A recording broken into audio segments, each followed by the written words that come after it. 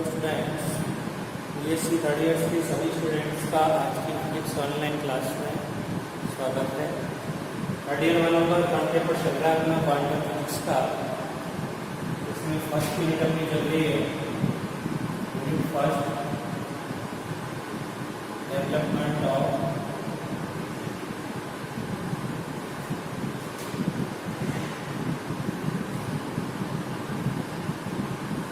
Quantum theory.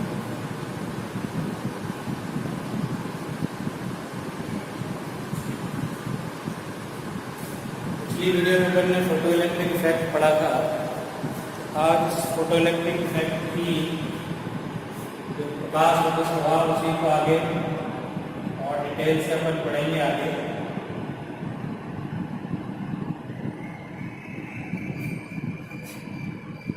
Photo electric effect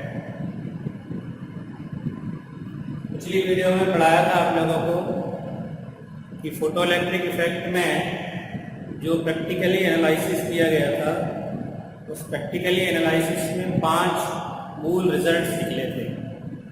क्या results थे? पहला, अगर आपतित प्रकाश की तीव्रता को बढ़ाया जाता है, धात्विक पृष्ठ पर जो प्रकाश हम आपतित करा रहे हैं उसकी तीव्रता को अगर बढ़ाया जाए तो पृष्ठ से प्रति सेकेंड उत्सर्जित फोटो इलेक्ट्रॉनों की संख्या में क्या होगी? वृद्धि होगी। प्रति सेकेंड उत्सर्जित फोटो इलेक्ट्रॉनों की संख्या में वृद्धि होगी। सेकेंड पॉइंट क्या था? प्रकाश की अगर तीव्रता बढ़ाई जाए तो उसकी गतिज ऊर्जा में वृद्धि नहीं होती है, क्योंकि निरोधी विभव की स्थिति में हमने तीव्रता बढ़ाई थी। निरोधी विभव होता है जिस पर सारे फोटो इलेक्ट्रॉन दूसरी प्लेट के धन विभव के द्वारा ऋण विभव के द्वारा प्रतिकर्षित हो जाते हैं। उस कंडीशन में अगर तीव्रता बढ़ाए तो प्रकाश धारा शून्य ही रहती है, यानी तीव्रता बढ़ाने से फोटो इलेक्ट्रॉनों की गतिज ऊर्जा में वृद्धि नहीं होती है। तीसरा पॉइंट था, अगर आपतित प्रकाश की आवृत्ति दहली आवृत्ति से कम है तो फोटो इलेक्ट्रॉन का उत्सर्जन नहीं होगा, चाहे प्रकाश की तीव्रता कितनी भी अधिक हो। चौथा पॉइंट क्या था? अगर आवृत्ति में वृद्धि करते हैं प्रकाश की में तो फोटो इलेक्ट्रॉनों की गतिज ऊर्जा में वृद्धि होती है। पांचवा पॉइंट था, अगर धात्विक पृष्ठ पर आपतित प्रकाश की आवृत्ति दहली आवृत्ति से ज़्यादा है तो पृष्ठ से फोटो इलेक्ट्रॉनों का उत्सर्जन तुरंत होगा, बिना किसी समय पृष्ठता के उत्सर्जन हो जाएगा। तो ये पांचों पॉइंट जो थे वो प्रकाश विद्युत प्रभाव के उससे संबंधित नियम कहलाते हैं। अब इनको एक्सप्लेन करने में जो चिरसम्मत सिद्धांत था वो विफल रहा। किस तरह विफल रहा है? तो प्रकाश विद्युत प्रभाव की व्याख्या में चिरसम्मत क्लासिकल फिजिक्स होती है उसके अकॉर्डिंग तरंग सिद्धांत की विफलता या असफलता कह सकते हैं। तो जो चिरसम्मत सिद्धांत था यानी क्लासिकल फिजिक्स के आधार पर प्रकाश को तरंग मान के जो सिद्धांत दिया गया था वो सिद्धांत है तरंग सिद्धांत। और वो सिद्धांत फोटो इलेक्ट्रिक इफेक्ट के जो प्रैक्टिकली निष्कर्ष प्राप्त हुए उनको एक्सप्लेन करने में, उनको समझाने में विफल रहा। प्रैक्टिकली निष्कर्ष क्या थे? जो मैंने 5 पॉइंट बताए पिछली वीडियो में भी डिस्कस कर चुके हैं, अभी मैंने दोबारा से उनको रिपीट करके बताया था। उन 5 पॉइंट को समझाने में ये चिरसम्मत तरंग सिद्धांत फेल हो गया। ये फेल हो गया इसीलिए तो किसका विकास हुआ है? क्वांटम सिद्धांत का। क्वांटम सिद्धांत की उत्पत्ति इसीलिए हुई क्योंकि चिरसम्मत सिद्धांत फेल हो गया। ठीक है, तो इसके आधार पर हम एक्सप्लेन कर सकते हैं कैसे तरंग सिद्धांत क्या कहता है। नंबर 1 पॉइंट, फर्स्ट पॉइंट की अगर बात करते हैं तो तरंग सिद्धांत के अनुसार चिरसम्मत फिजिक्स के आधार पर दिया गया है। चिरसम्मत सिद्धांत के अनुसार प्रकाश की तीव्रता बढ़ाने पर तरंगों का आयाम बढ़ता है। तरंगों का आयाम भी बढ़ता है, क्योंकि अपन ने मुख्य पढ़ा हुआ तीव्रता आई प्रोपोर्शनल होती है आयाम प्लस है। अगर प्रकाश की तीव्रता बढ़ रही है तो आयाम भी बढ़ेगा। आयाम बढ़ता है, तरंगों में उपस्थित ऊर्जा भी बढ़ेगी। तरंगों में उपस्थित ऊर्जा भी बढ़ेगी। अब प्रकाश के द्वारा दी गई ऊर्जा जो कि धात्विक पृष्ठ के अंदर उपस्थित इलेक्ट्रॉनों को प्राप्त हो रही है, अगर वो ऊर्जा बढ़ रही है, इसका मतलब फोटो इलेक्ट्रॉनों की गतिज ऊर्जा भी बढ़नी चाहिए। अतः उत्सर्जित फोटो इलेक्ट्रॉनों की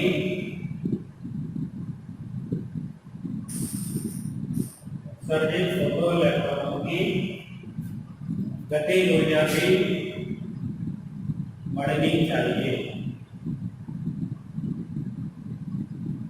गतिज ऊर्जा भी क्या होनी चाहिए? बढ़नी चाहिए।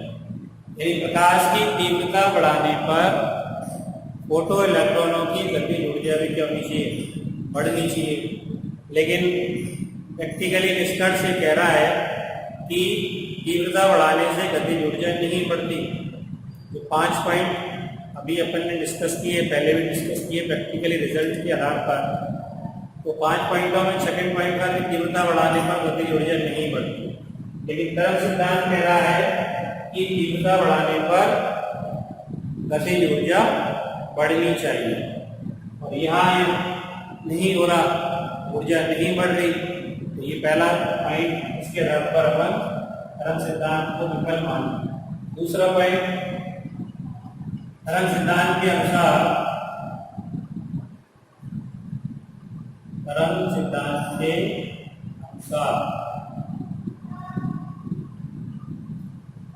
अगर तीव्रता पर्याप्त है प्रकाश की तीव्रता पर्याप्त है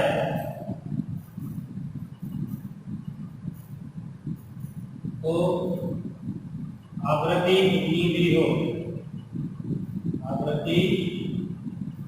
जितनी भी हो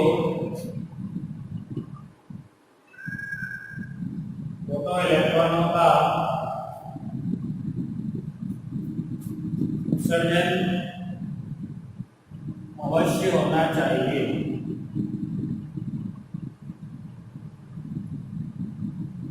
उत्सर्जन अवश्य होना चाहिए। सेकेंड पॉइंट ये कह रहा है कि अगर तीव्रता पर्याप्त है, पर्याप्त से मतलब, क्योंकि पहले पॉइंट कह रहा है तीव्रता बढ़ाने से ऊर्जा बढ़ती है, आयाम बढ़ता है, ऊर्जा बढ़ती है। तो अगर ऊर्जा पर्याप्त है, तीव्रता पर्याप्त है, तो आवृत्ति की कोई आवश्यकता ही नहीं। आवृत्ति अगर पहली आवृत्ति से कम है तो भी चलेगा, ज्यादा है तो भी चलेगा, यानी हर हाल में फोटो इलेक्ट्रॉन का उत्सर्जन हो जाना चाहिए।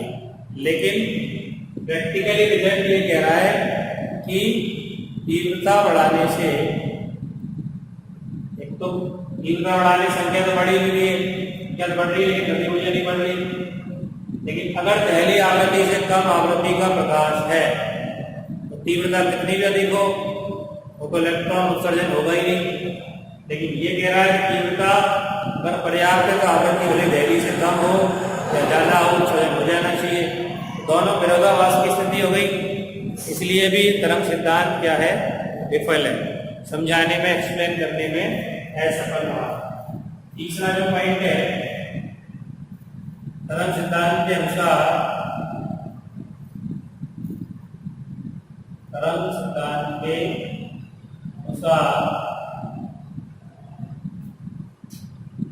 प्रकाश जो ऊर्जा मिल रही है इलेक्ट्रॉनों को, प्रकाश ऊर्जा सभी इलेक्ट्रॉनों में वितरित होती है या बढ़ती है। प्रकाश जो अपन डाल रहे हैं धात्विक पृष्ठ पर, वो प्रकाश ऊर्जा सभी इलेक्ट्रॉनों में बटेगी। सभी में बटेगी तो कार्यफलन के बराबर ऊर्जा स्टोर करने में कुछ समय लगेगा। इसका मतलब इलेक्ट्रॉनों को भी पृष्ठ से बाहर उत्सर्जित होने में कुछ समय लगना चाहिए। एक बार में पूरी ऊर्जा मिली नहीं, 1 सेकेंड, 2 सेकेंड, 4, 5, 10 सेकेंड में जब ऊर्जा स्टोर हो जाएगी पूरी, बाहर निकलने के लिए आवश्यक ऊर्जा कार्यफलन के बराबर, अभी तो बाहर निकलेगा। उसका मतलब यह कि प्रकाश ऊर्जा सभी इलेक्ट्रॉनों में वितरित होती है फोटो इलेक्ट्रॉनों को उत्सर्जित होने में कुछ समय लगना चाहिए।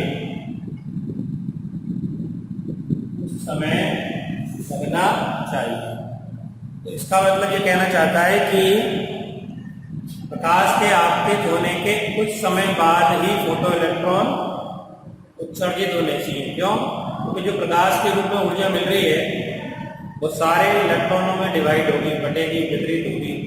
तो एक इलेक्ट्रॉन को पर्याप्त एनर्जी स्टोर करने में कुछ समय लगेगा, 2, 4, 5 सेकेंड। तो 5-6 सेकेंड के बाद फोटो इलेक्ट्रॉन निकलने चाहिए।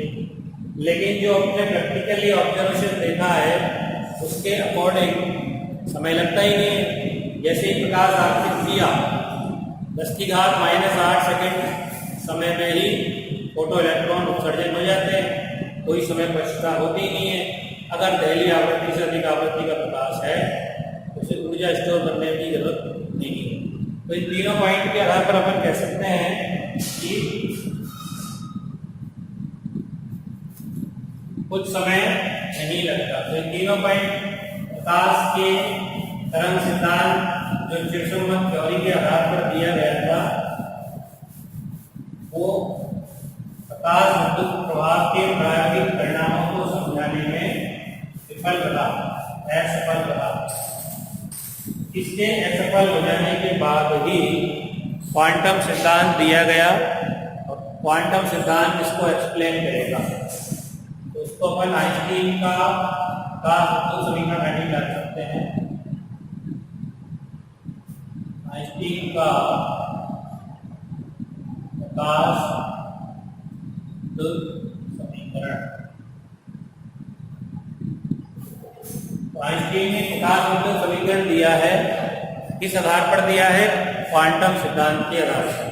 जो प्लांक का क्वांटम सिद्धांत अपन से पहले पढ़ा था, पहले मतलब कृष्णिका के विकिरण उत्सर्जन में भी अपन ने जब चिरसम्मत सिद्धांत असफल हो गया था तो क्वांटम थ्योरी के आधार पर ही उसको एक्सप्लेन किया था।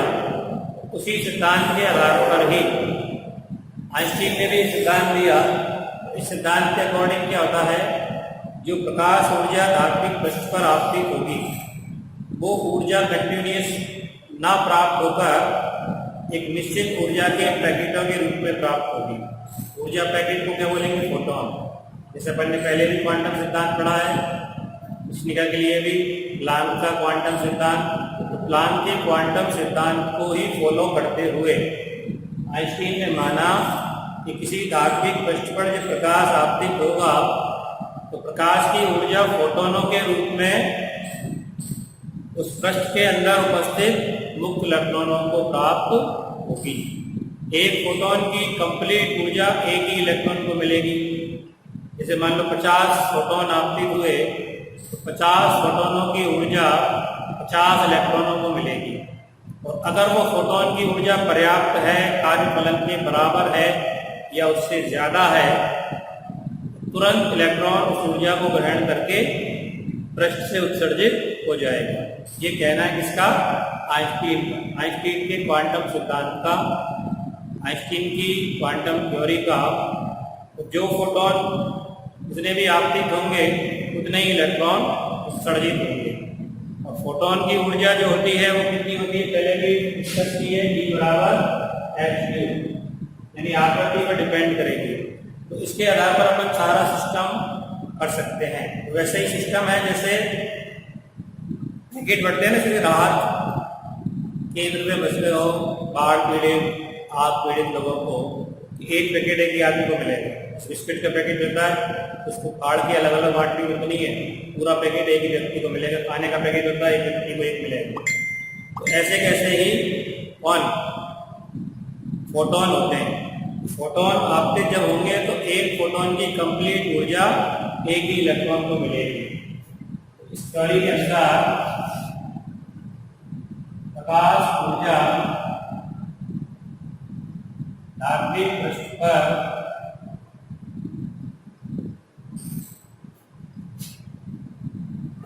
फोटोनों के रूप में, फोटोन क्या है? ऊर्जा पैकेट। फोटोनों के रूप में प्राप्त होती है और एक फोटोन की संपूर्ण ऊर्जा, एक फोटोन की संपूर्ण ऊर्जा केवल एक ही इलेक्ट्रॉन को प्राप्त होगी। इसमें बढ़ने का काम नहीं है। पैकेट है वो तो पूरा पैकेट एक ही इलेक्ट्रॉन को मिल जाएगा। 50 पैकेट गिरे तो 50 इलेक्ट्रॉन को मिल जाएंगे, 100 पैकेट गिरे तो 100 इलेक्ट्रॉनों को मिल जाएंगे। उसमें बढ़ने का कोई काम नहीं। और फिर उस ऊर्जा को ग्रहण करके इलेक्ट्रॉन बाहर निकल जाएगा।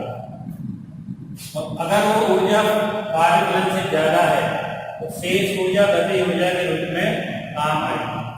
यदि फोटोन की ऊर्जा कार्यफलन जो अपन ने पहले पढ़ा है, बाहर निकलने के लिए आवश्यक ऊर्जा होती है, कार्यफलन से अधिक है, शेष ऊर्जा गतिज ऊर्जा के रूप में होगी। शेष ऊर्जा गतिज ऊर्जा के रूप में होगी। जैसे मान लो बाहर निकलने के लिए केवल 2 इलेक्ट्रॉन वोल्ट ऊर्जा चाहिए। कार्यफलन का मान 2 इलेक्ट्रॉन वोल्ट है किसी धातु के इलेक्ट्रॉनों के लिए, और फोटोन जो आपतित हो रहा वो 2.5 इलेक्ट्रॉन वोल्ट का आपतित हुआ। तो 2 इलेक्ट्रॉन वोल्ट तो काम आ गई, इसमें बाहर निकलने के लिए आवश्यक ऊर्जा के रूप में खर्च हो गई। और बाकी की जो 0.5 इलेक्ट्रॉन वोल्ट बची, आधा इलेक्ट्रॉन वोल्ट, वो किसके रूप में यूज होगी? गतिज ऊर्जा के रूप में। तो इसको एक समीकरण के रूप में अपन लिख सकते हैं कि फोटोन की ऊर्जा किस रूप में काम आएगी? पहले तो कार्यफलन यानी बाहर निकालने के लिए आवश्यक ऊर्जा के रूप में, प्लस शेष जो बचेगी वो काय काम आएगी? गतिज ऊर्जा के रूप में। शेष ऊर्जा काम आएगी गतिज ऊर्जा के रूप में।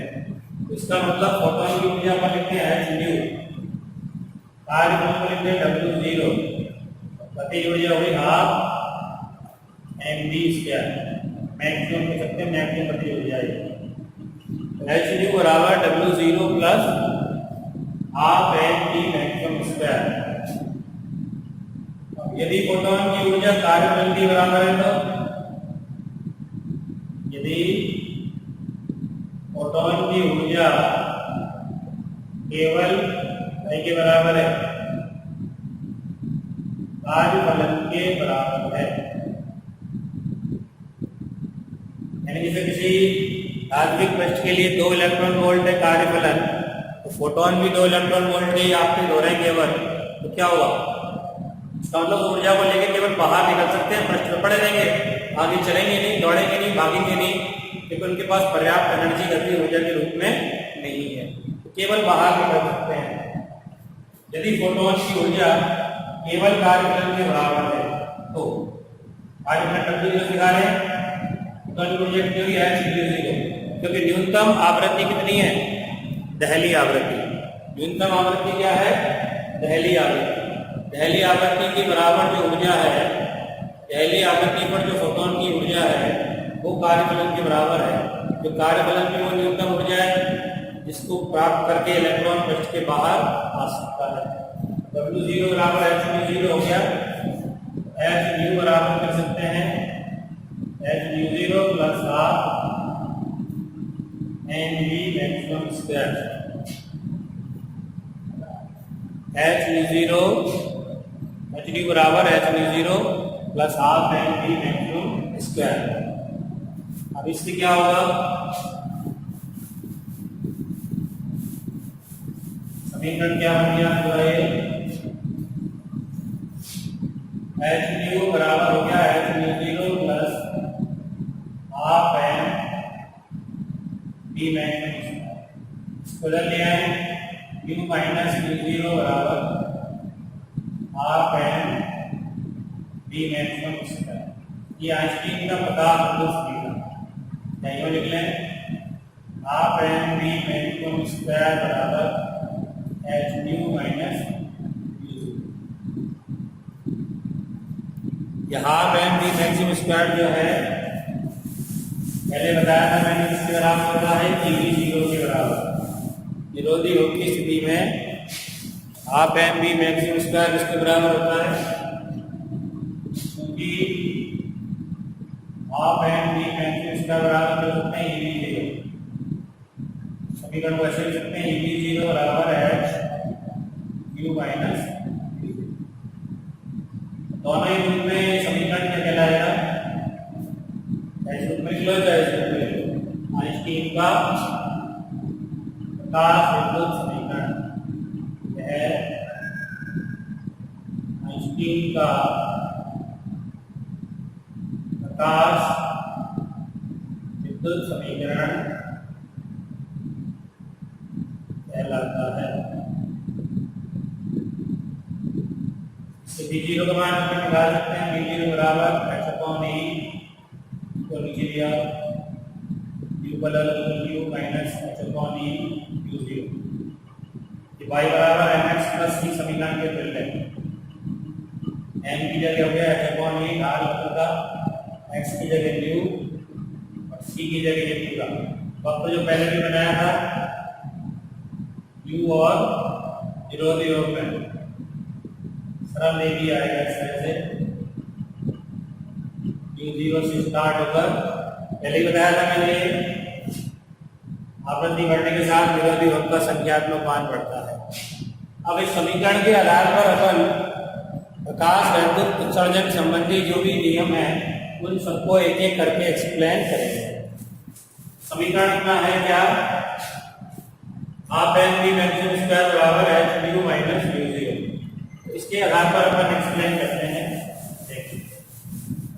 एक एक करके पहला पॉइंट जो है उसको डिस्कस करते हैं। प्रैक्टिकली रिजल्ट्स में कि आपतित प्रकाश की तीव्रता बढ़ाने पर पृष्ठ से उत्सर्जित होने वाले फोटो इलेक्ट्रॉनों की संख्या में वृद्धि होती है। तो उसको कैसे एक्सप्लेन करेंगे, क्योंकि मैंने अभी सिद्धांत में दिखाया था कि एक फोटोन की ऊर्जा एक इलेक्ट्रॉन को मिलेगी। अगर तीव्रता बढ़ाते हैं, तीव्रता बढ़ाने का मतलब क्षेत्रफल की संख्या बढ़ेगी। जैसे कम तीव्रता का प्रकाश है उसमें क्षेत्रफल में आपकी होगा केवल, तीव्रता बढ़ा दी तो क्षेत्रफल में आपकी होगा प्रकाश में, और तीव्रता बढ़ा दी तो और ज्यादा क्षेत्रफल में आपकी होगा। इसका मतलब स्वाभाविक है कि अगर तीव्रता बढ़ाएंगे तो ज्यादा क्षेत्रफल पर प्रकाश आपतित होगा, यानी ज्यादा संख्या में फोटोन आपतित होंगे। जितनी मात्रा में तीव्रता बढ़ाएंगे उतनी ही संख्या में फोटोन की संख्या भी बढ़ेगी, और फोटोन की संख्या बढ़ेगी तो फोटोन की ऊर्जा ग्रहण करके उत्सर्जित होने वाले फोटो इलेक्ट्रॉनों की संख्या भी बढ़ेगी। भाई अगर 50 की जगह 100 फोटोन हो गए, एक फोटोन की ऊर्जा एक इलेक्ट्रॉन को मिल रही है, 100 फोटोन की ऊर्जा 100 इलेक्ट्रॉनों को मिली तो 100 ही उत्सर्जित होगी।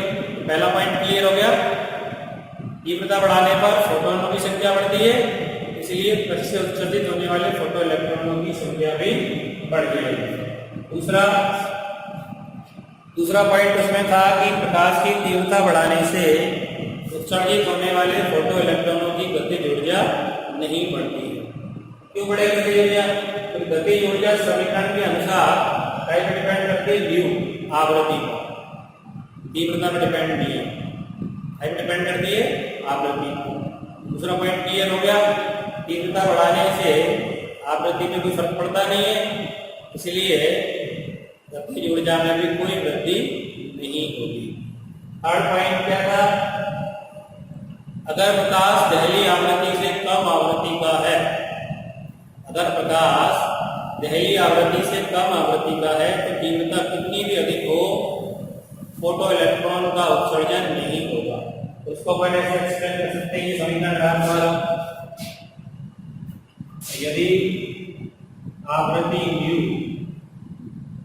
लेस देन म्यू जीरो, दहली आवृत्ति से क्या है? कम है। तो यह समीकरण देखो, म्यू जीरो से अगर कम है, म्यू का मान कम में ज्यादा घटाएंगे तो मान क्या आएगा? माइनस। गतिज ऊर्जा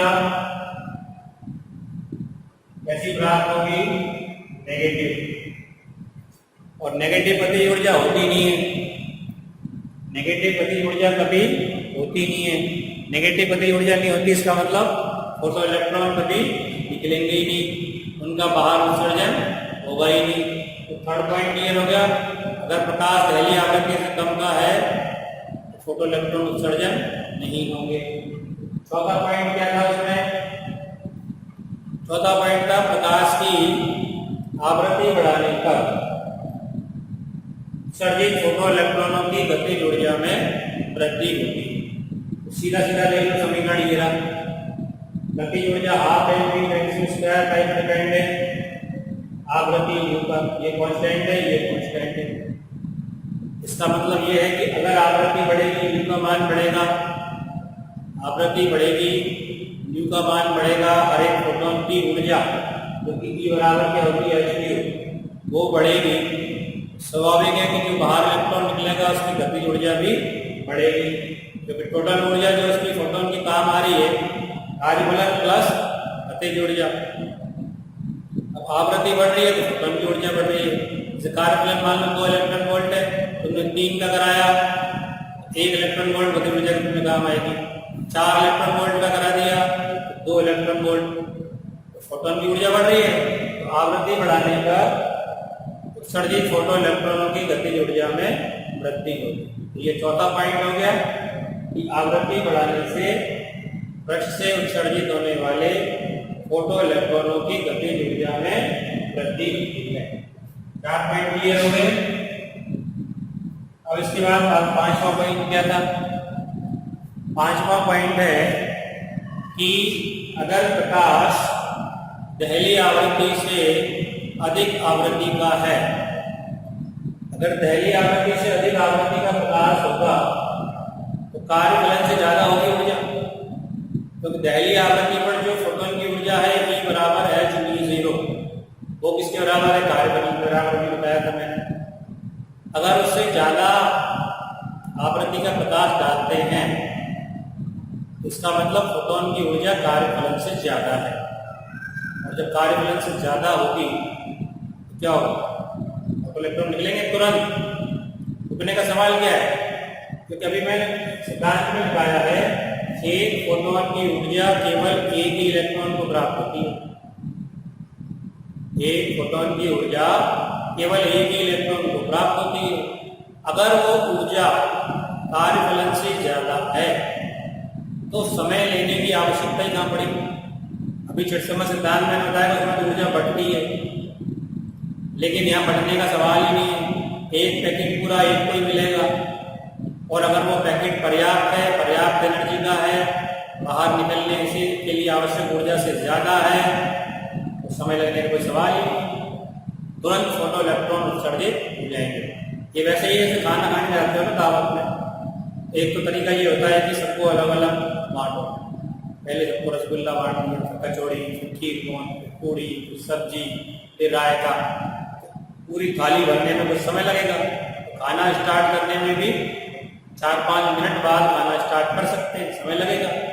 लेकिन उस बड़े बड़े शहरों में थाली सिस्टम होता है, टोकन दिया, पूरी थाली पैक, उस थाली के अंदर सारा सामान है, मिठाई भी है, सब्जी भी है, रायता भी है, पूरी भी है, चावल भी है, गुलाब जो भी कुछ है आइटम, वो सब उस थाली के अंदर पैक है। तो ऐसे में उसको इंतजार करने की जरूरत ही नहीं, थाली मिली, खाना शुरू। स्वाभाविक है कि समय लगने की जरूरत ही नहीं है। ये पर्याप्त चीजें तुम्हें एक बार में मिल गई, पूरा पैकेट एक बार में मिल गया, तो समय लेने की जरूरत कहाँ पड़ेगी, नहीं पड़ेगी। इसलिए ये भी कह रहा है अगर पहली आवृत्ति से अधिक आवृत्ति का प्रकाश है, फोटोन की ऊर्जा कार्यफलन से ज्यादा है, तो फोटो इलेक्ट्रॉन तुरंत उत्सर्जित होंगे, कोई समय पश्चाता नहीं होगा। इसका मतलब 5वां पॉइंट क्या हो गया तुम्हारा क्लियर। प्रकाश वैद्युत उत्सर्जन संबंधी जितने भी प्रैक्टिकली रिजल्ट के निष्कर्ष थे वो सब के सब इस क्वांटम सिद्धांत या आइंस्टीन समीकरण के आधार पर क्लियर हो जाते हैं, एक्सप्लेन होते हैं। तो इस तरह से यहाँ पर भी क्वांटम सिद्धांत की काम आया। जैसे कृष्णिका के विकिरण उत्सर्जन में क्वांटम सिद्धांत काम आया, फिर समय थ्योरी फेल हो गई थी, वैसे यहाँ प्रकाश विद्युत प्रभाव की व्याख्या में भी कौन काम आया, क्वांटम सिद्धांत। आगे इसके अलावा एक क्वांटम इफेक्ट भी आएगा, उसको आगे अपन डिस्कस करेंगे आज की क्लास में। पर्याप्त है।